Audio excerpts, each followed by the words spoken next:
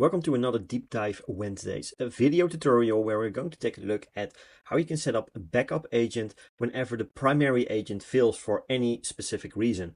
And it's actually quite simple, but there are a lot of users that have some issues with this and we receive quite a few tickets. So in this video, we're going to show you the most simple way to set up a backup agent. As you can see here from the AI agent overview, by going from the AI hub towards AI agents, if we take a look at the bottom, we have a primary agent and a secondary agent. Those are exactly the same. And if we take a look inside the primary agent, you will see it's a really simple prompt. We just wanted to create an agent for demo purposes, but you can see that it's basically an agent to discover or reply to small talk. You can also add AI functions and all that good stuff. That does not really matter. It is the thing that we need to pay attention to is the difference between the two agents. So to simulate an error, I entered an incorrect model under the model section. So we are going with OpenAI for the primary agent. And instead of pointing out GPT and then -4.1, I just enter 4.1, right? And that way we should be able to simulate an error on this specific AI agent. So whenever this happens, whenever there is a credit issue, whenever there is an error happening like a timeout, it should also trigger the exact same way.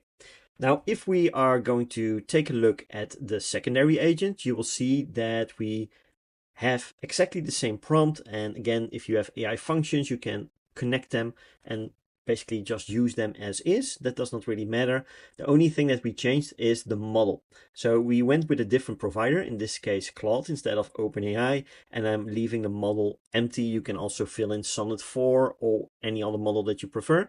We are just going to leave it at the default model of Claude 3.5 Haiku.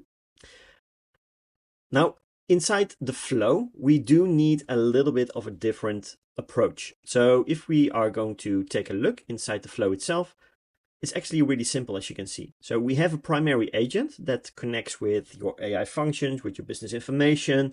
And whenever the AI agent fails and triggers some kind of error, this if request failed step should then also be triggered.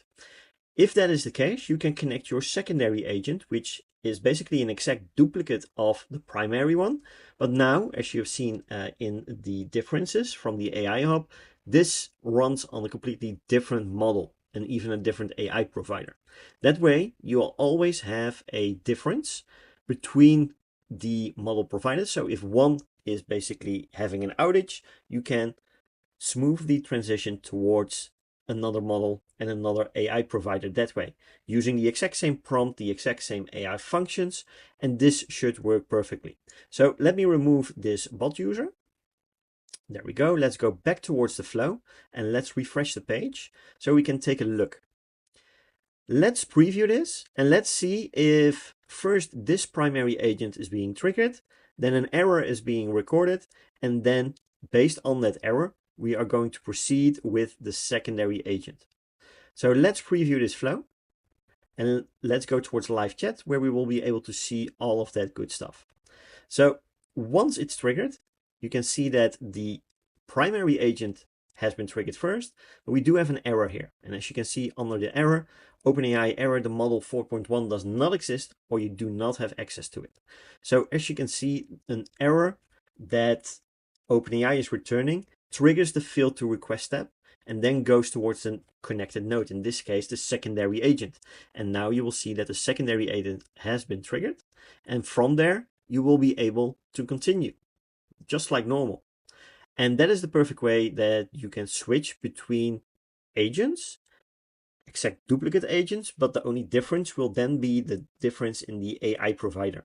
So in case of any kind of outage or an account issue, a billing issue, and it happens during your nighttime, for example, and you don't have the means to get notified or resolve it during your nighttime, you can have a backup agent in place, just like this, that uses a different AI provider that you might, for example, if it's a credit issue, you might have credits for and be able to switch over without the user even noticing, because it's the exact same agent and they share the exact same chat history, so it will always be picked up smoothly and the transition will not even be noticed by the bot user. We hope that this short video helped you in understanding on how to set up a backup agent with basically the exact same prompt, exact same features, exact same AI functions, etc. But the only difference will be the model that is changed. If you have any questions, do let us know and we'll try to help out as soon as possible. But for now, have a great day, take care, and talk soon.